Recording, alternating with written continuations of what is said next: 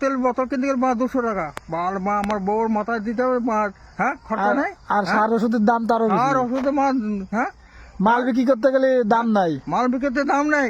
হ্যাঁ, 200 বলো না, ওষুধের দাম 200 টাকা। আর সার কিনতে গেলে মা 40 টাকা কেজি।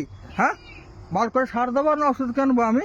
হ্যাঁ বলো না, কী করে খাবো আমি? হ্যাঁ, কসুদা ম্যান্ডারিটা বলবে এ মা 8 টাকা 10 টাকা।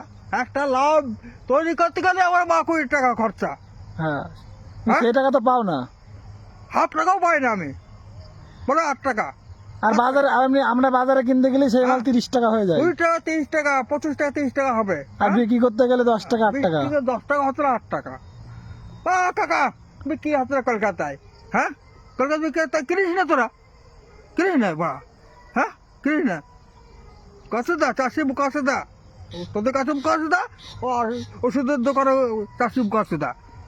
যদি না কিনি ওষুধ বাল দাগ হয়ে যাবে, তখন এই বলো এই বাল বিক্রি হবে না। এই বাল দাগ হয়ে গেছে, বাল বিক্রি হবে না। হ্যাঁ, লাগা দাগ হয়েছে, বাল বিক্রি হবে না। 10 টাকা থেকে 5 টাকা। হ্যাঁ, তাহলে আমরা কসুদা নাই আমরা।